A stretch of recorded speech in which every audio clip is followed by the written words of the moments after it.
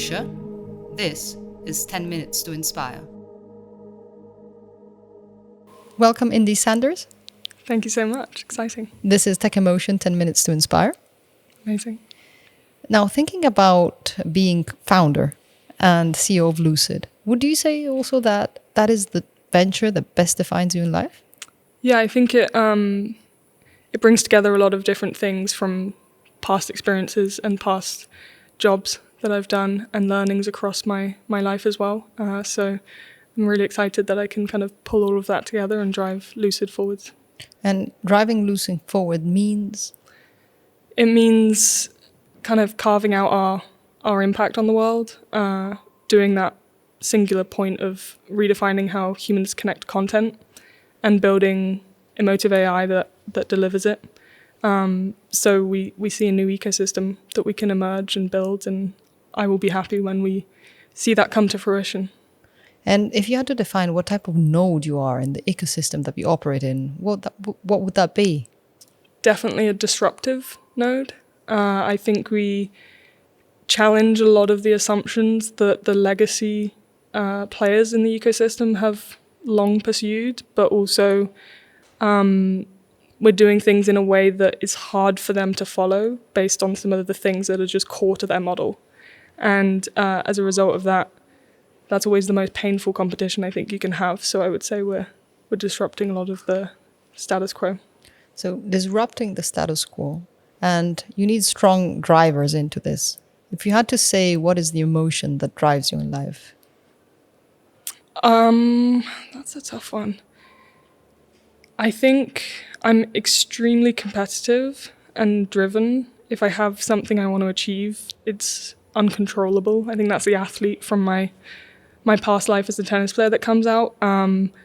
But I would also say that I had certain life experiences with my own personal health that have kind of created an empathy that I'm driving forwards with Lucid as well. And I know that sometimes you do some special things also with your team in order to unlock, their potential probably.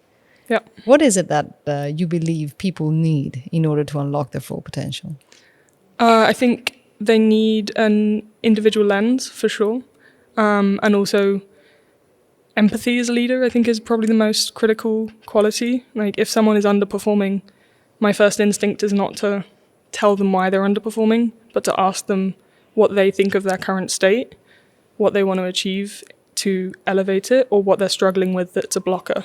And then my job is to help them in that moment instead of punish them or ask them to do better. And I think a lot of corporate structures are the opposite. Performance conversations are very much, we set these goals, this is how I think you delivered, this is what I want you to do next, and how I lead is, what are your goals?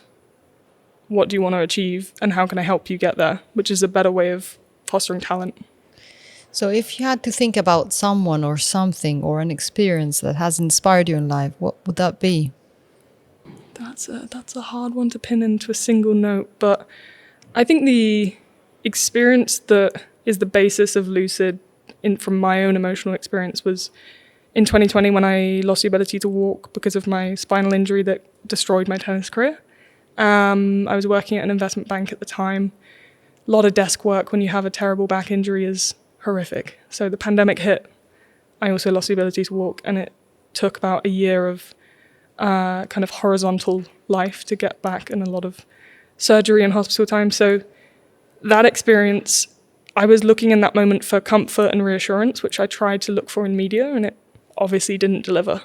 So I had my own kind of frustrations of a desire emotively that I had, something I was just really hungry to be served with, and it wasn't making that connection for me. I married my partner, who's an incredible artist, filmmaker, sociologist as well, and she had these films at the time created by herself that hit me in a different emotional way. And that was kind of my understanding of, so you have Hollywood ecosystem, you have creator economy, and this middle ground of very impactful, often independently produced content that can drive exactly what I was looking for when I was horizontal. So it's technology connected with content connected with emotions. And then today, it's beyond that, right? Because content in your understanding is also a piece of furniture. It's a garment. And that is what you're trying to develop, right? It's content that pairs with those more static parts. So I think we think of our job is to use kind of video content and curate it using our emotive AI to deliver the experience we want for the human or the wellness space or hotel that we're serving. Where the objects come in is that we know that in order to serve someone, you need to understand their context. So understanding an individual's context is, what is your mood? What are you feeling? What are you trying to achieve by watching something? And understanding a location and the context of that is what ambience are you trying to set? What are the different things that are helping you set that and what's hindering it? And how can our technology understand it and give you the right content on video? Many people are scared about technology. Many people are scared about AI as if they would dehumanize somehow our society. On the contrary, you are harnessing AI and you're using it to enhance the overall emotional experience of human beings. So what is it?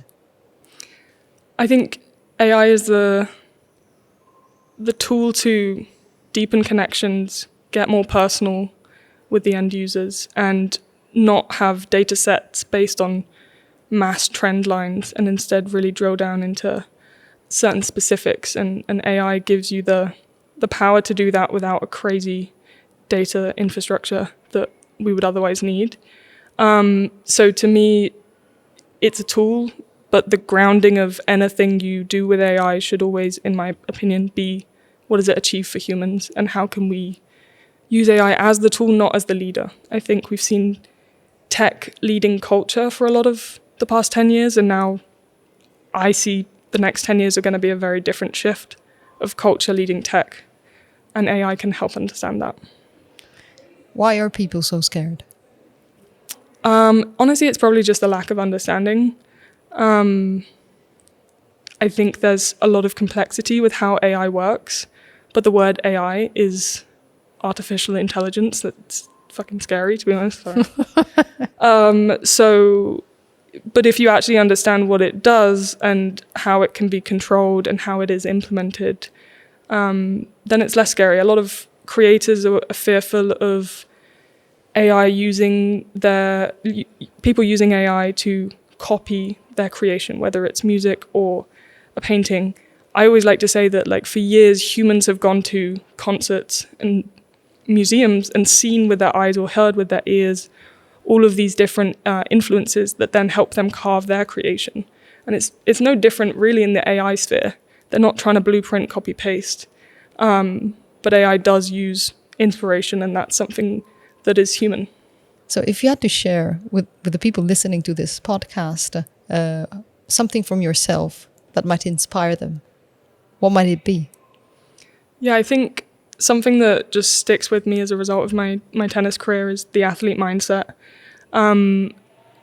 As like a queer founder, technically, I live in New York. I was born in London, so there's some geographical things there. But I didn't go to business school.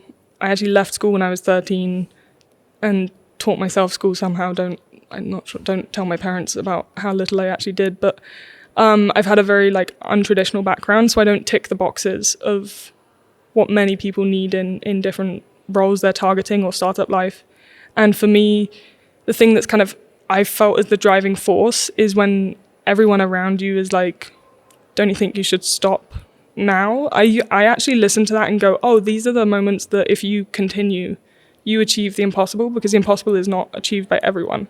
So if you keep going when others don't, you can get to that next point. And the marathon example is one that I bring back to a lot, which is if you define your odds of winning the race by your odds at the starting line, you will inevitably fail. But if you look at how you can improve in the race, increase your odds, people dropping out improves your odds. So the persistence is the only thing that gets you to the finishing line in the better spot. So Indy, thank you very much for joining us. Thank you so much. This was Tech.Emotion, 10 minutes to inspire.